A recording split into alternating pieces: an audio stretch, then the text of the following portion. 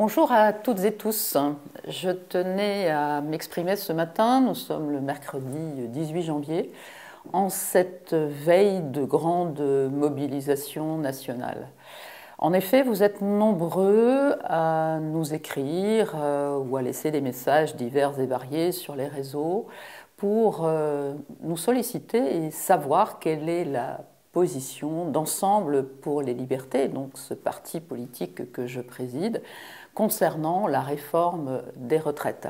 Alors, je voulais reprendre avec vous quelques chiffres que j'ai déjà publiés sur mon fil Twitter, mais ces chiffres, au fond, parlent d'eux-mêmes.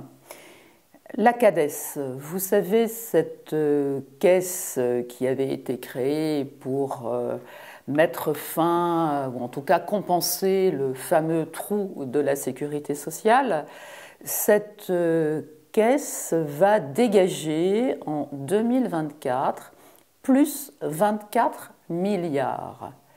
Les caisses de retraite globales, c'est-à-dire à la fois le fonds de réserve de la retraite et les caisses complémentaires, forment un coussin très confortable à environ 127 milliards d'euros. Source Le Monde, divisé en 30 milliards pour ce fonds de réserve et 116 milliards pour les caisses complémentaires. Donc aujourd'hui, nous n'avons pas véritablement d'inquiétude quant à la possibilité de financer les retraites sur un bon nombre d'années, on va dire quasiment les 20 années qui arrivent. Alors, moi, je me satisfais en effet de la mobilisation annoncée.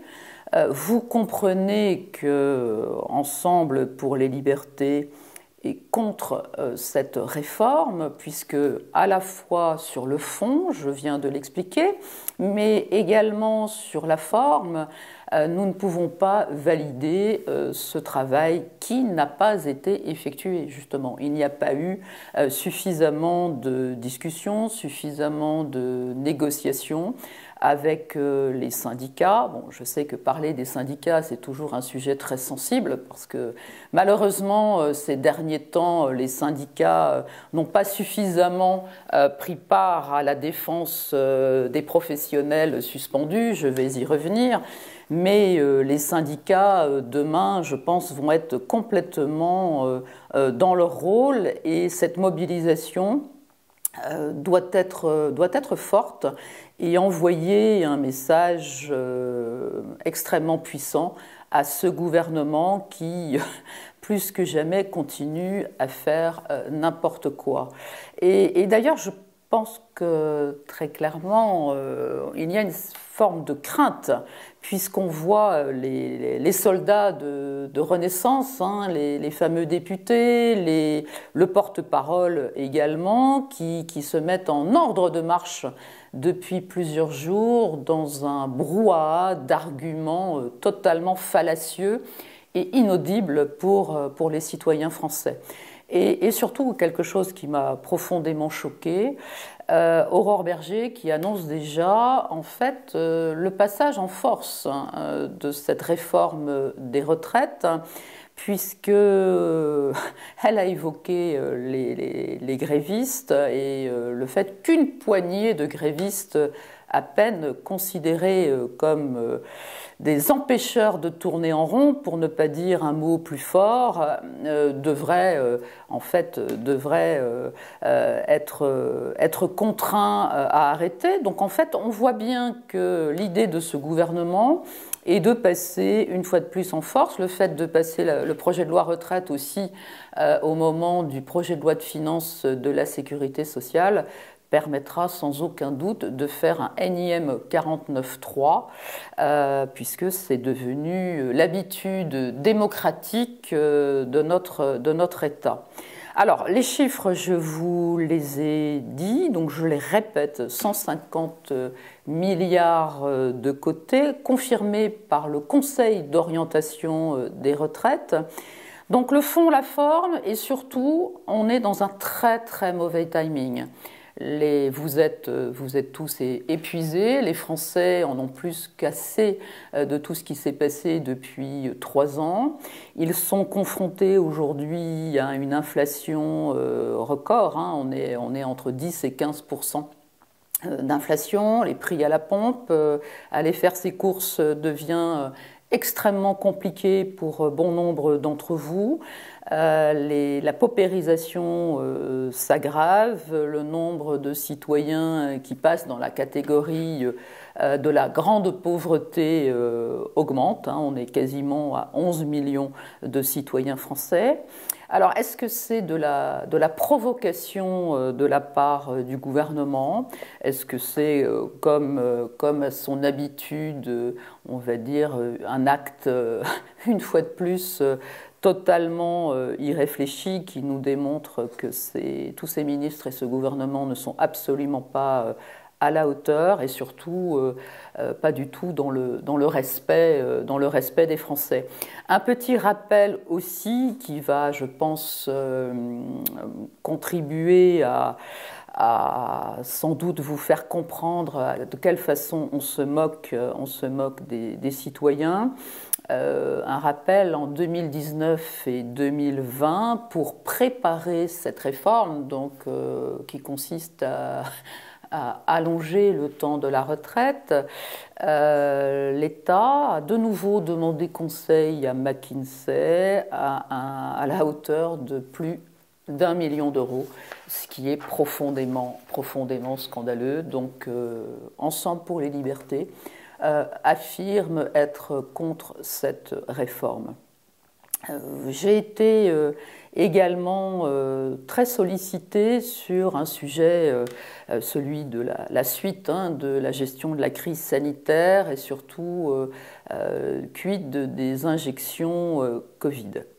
Alors, plusieurs choses. Je vais revenir sur les effets secondaires, mais redire, moi j'ai été très surprise. J'ai été sur le site du gouvernement, il y a eu une mise à jour en décembre 2022. Je voulais voir s'il y avait eu un schéma vaccinal clair, enfin édité. Alors pas du tout, et je suis tombée sur trois phrases profondément choquantes. Aujourd'hui, avec le recul que nous pouvons avoir, en fait, le gouvernement rappelle quels sont les objectifs de cette vaccination. Trois assertions: diminuer la mortalité et diminuer les formes graves. On sait aujourd'hui, ça a été répété, que cette injection ne permet pas, et on le constate malheureusement dans les lits de soins intensifs ou de réanimation, ne permet pas de diminuer la mortalité et de diminuer les formes graves, puisque les personnes qui ont été injectées, hein, qui ont le deuxième booster, hein, les 4 injections, cela ne les empêche absolument pas de présenter des formes graves. Deuxième objectif de cette vaccination: protéger les soignants et le système de soins. Là aussi, de qui se moque-t-on? Ça a été répété en commission européenne. On sait très bien que cette injection, ce vaccin, ne protège absolument pas les personnes, n'empêche pas les transmissions. Donc, continuer à imposer cette injection, notamment aux soignants. On sait qu'il y a énormément d'autres professionnels, hein, mais notamment aux soignants. Et je le rappelle, nous sommes maintenant, hein, le seul pays au monde à imposer cette injection. C'est profondément scandaleux. Et alors, il y a encore une phrase qui est encore plus surprenante. Troisième objectif de la vaccination: garantir la sécurité des vaccins et de la vaccination. Donc on est dans une logique, on ne sait pas si c'est l'œuf qui crée la poule ou la poule qui crée l'œuf, ou en tout cas on est le serpent qui se mord la queue. Donc on pousse à la vaccination pour garantir la sécurité des vaccins. Mais ça veut dire quoi tout ça? Une fois de plus, on est très très loin du bon sens, on est très loin de la santé publique, on est très loin de tout ce que le monde de la santé jusqu'alors avait mis en avant. Et on est très très loin, surtout aussi par rapport aux plus jeunes, de cette évaluation bénéfice-risque que nous attendons depuis que les vaccins ont été conseillés pour les plus jeunes, donc à partir de 5 ans. Pourquoi? Parce qu'on a des effets secondaires. On continue à constater une augmentation très très très importante des effets secondaires. On a plusieurs exemples chez les tout petits de problématiques gravissimes cardiovasculaires avec des accidents vasculaires cérébraux hémorragiques qui entraînent des décès. Alors bien évidemment, coïncidence ou causalité, je pose la question, on n'a malheureusement pas la réponse. Pourquoi? Parce que cette agence nationale de sécurité du médicament qui récolte toutes les déclarations des effets secondaires est en totale incapacité de faire son travail, c'est-à-dire d'entreprendre des enquêtes de pharmacovigilance. Quand on a une déclaration d'effets secondaires, il faut en effet faire une enquête, souvent longue, pour réellement attribuer on va dire l'effet secondaire à la prise médicamenteuse et là dans notre cas de figure à la prise en tout cas à cette injection. Et il y a cette explosion, vous avez les chiffres, vous pouvez aller consulter les chiffres sur ce site public de l'Agence nationale de sécurité du médicament, mais sauf erreur, il n'y a pas eu d'embauche pour pouvoir mener à bien de façon sérieuse et pouvoir, en tout cas, apporter des réponses absolument nécessaires aujourd'hui aux citoyens. Donc, en attendant de pouvoir, j'allais dire, apporter des réponses par rapport à tous ces effets secondaires, il serait fondamental de faire ce qu'on appelle, ce que j'avais déjà appelé de mes voeux quand j'étais parlementaire en 2021, j'avais demandé à ce moment-là un moratoire par rapport à ces injections. Et je pense, et je le répète, que plus que jamais, il convient d'arrêter et d'analyser tout ce qui se passe. Et on sait que pour les plus jeunes, les plus petits, avec les formes aujourd'hui d'infection, il n'y a aucun intérêt à proposer cette injection. Revenir aussi sur la baisse de la natalité. On a un travail remarquable qui est fait par l'association Où est mon cycle, là aussi avec toutes ces déclarations d'hémorragie, de ménopause précoce et j'en passe. Mais surtout aujourd'hui on constate, on a le chiffre en 2022, une baisse très importante. On n'a que 723 000 naissances, un taux de natalité donc en baisse en France, même si on reste quasiment le taux de natalité le plus fort en Europe, mais en fait, c'est pareil. À quoi faut-il attribuer cette baisse de natalité? Est-ce que là aussi, il y a à mettre un lien avec cette injection?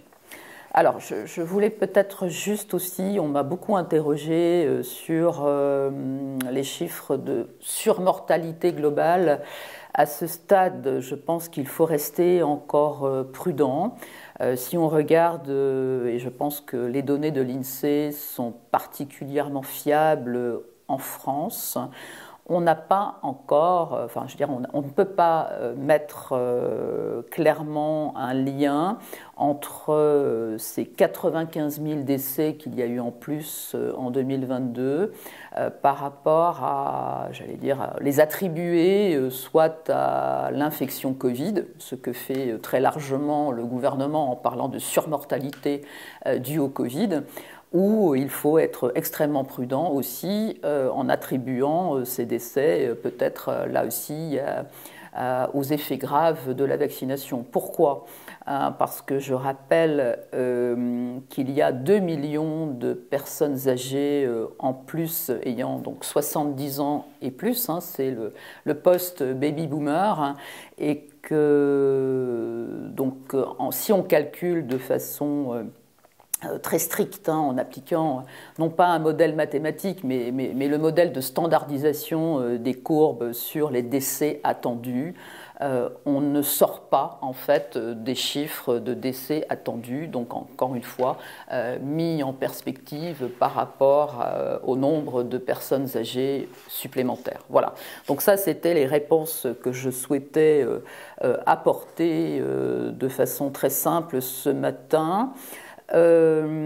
Et pour conclure hein, sur la partie des injections, quelque chose qui me pose problème, hein, et on n'est pas les seuls, on est plusieurs médecins bien sûr à s'interroger. Fin 2022, la vaccination avait été suspendue pour les enfants dès 5 ans par la Direction générale de la santé, la DGS, sur un lot en fait, de vaccins pédiatriques Pfizer périmés au 30 novembre 2022.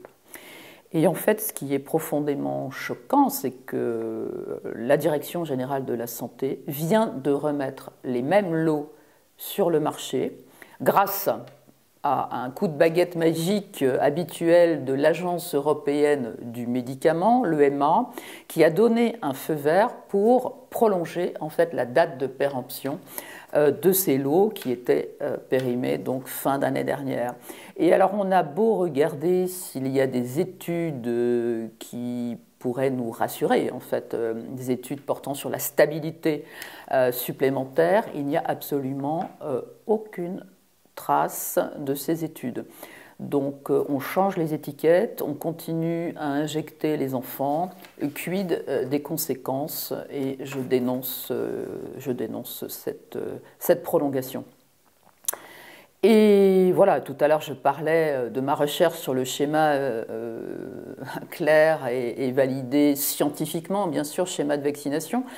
On l'attend toujours, et surtout les soignants, les pompiers, les forces de l'ordre, tous les personnels administratifs qui sont toujours sous le joug de la loi du 5 août 2021, qui sont suspendus de leurs activités et qui sont confrontés à une profonde et une totale incohérence de la part du gouvernement, puisqu'en fait, bon nombre de professionnels qui avaient fait les injections n'ont pas fait de rappel, ne sont plus injectés depuis début 2022.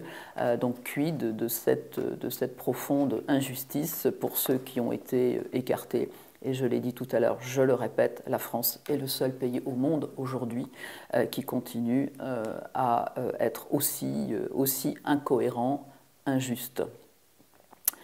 Troisième et dernier petit point, je voulais vous dire où nous en sommes dans la restructuration du parti Ensemble pour les libertés.